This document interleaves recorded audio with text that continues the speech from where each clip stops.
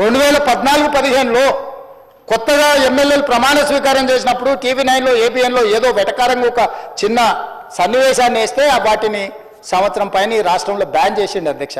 రవి ప్రకాశం జైల్లో పెట్టిండు, కృష్ణ మాదిగని జైల్లో పెట్టిండు, చాలామంది జర్నలిస్టులు. ఇవాళ జైలుకు పోయిన అమ్మాయి కూడా SC/ST కేసులు ఆ రోజు ఎస్సీలను అవమానించింది, జైలుకు పోయి వచ్చిన అమ్మాయి.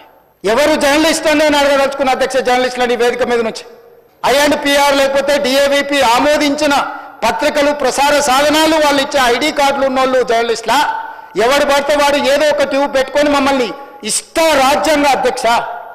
ప్రజా జీవితంలో ఉన్నాం కాబట్టి నిజంగా ఓపిక పడుతున్నాం అధ్యక్ష, రక్తం మరుగుతుంది. ఏంది భాష అది అధ్యక్ష? కుటుంబ సభ్యులను అంతేసి మాటలు అంటుంటే అసలు మీరు మనుషులా అని నేను వాళ్ళని అడగదలుచుకున్నా అధ్యక్ష. మీకు భార్య బిడ్డలు లేరా? తల్లిదండ్రులు లేరా? మీ అమ్మనో నీ చెల్లినో నీ భార్యనో ఈ రకంగా మాట్లాడితే నువ్వు ఇంతవా అని నేను అడుగుతున్నా. ట్విట్టర్లో పెట్టినోని, అరెస్టును ఖండించినోని. నా భార్య నా బిడ్డను తిడితే నాకు నొప్పి అవుతుంది, కానీ నీకు ఒక ఆడపిల్లను అవమానిస్తుంటే నీకు నొప్పి కాదా? ఏ సంస్కృతిలో ఉన్నారని నేను అడుగుతున్నా అధ్యక్ష. తోడుకలు తీస్తే అధ్యక్ష, ముఖ్యమంత్రిగా చెప్తున్న ఒక్కనొక్కని బట్టలు పదేసి రోడ్డు మీద తిప్పిస్తా అధ్యక్ష. రాజకీయాలు ప్రజా జీవితంలో ఉన్నది మేము. విమర్శించండి, విశ్లేషించండి, మా గురించి మాట్లాడండి. ఆడబిడ్డల గురించి, ఇంట్లో ఉన్న ఆడోళ్ళ గురించి మాట్లాడే సంస్కృతి ఎక్కడి నుంచి వచ్చింది అధ్యక్ష? తెలంగాణ సమాజం ఇదేనా?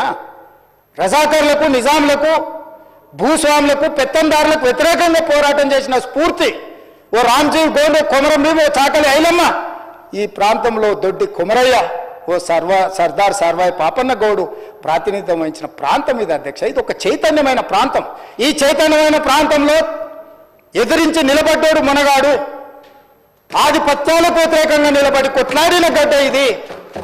ఈ సంస్కృతిని మొత్తం సర్వనాశనం చేసి ఒక విష సంస్కృతిని నోటికొచ్చింది మాట్లాడి వాటిని పోస్టు చేయించి ఏం పైశాచిక ఆనందమని నేను అడుగుతున్నా అధ్యక్ష. వాళ్ళు తిట్టిన తిట్లకు నా పేరు తీసి మీ పేరు రాసుకోండి. ఆడ మీకు అన్నం తినబుద్ధి అవుతుందో నేను చూస్తా. తెలంగాణ రాష్ట్ర ముఖ్యమంత్రి అయితే బలహీనం అయిపోయినట్ట అధ్యక్ష? అట్లా అనుకుంటుర్రా? ఓపిక పట్టిన అధ్యక్ష, నేను మర్యాదకుంటున్నా.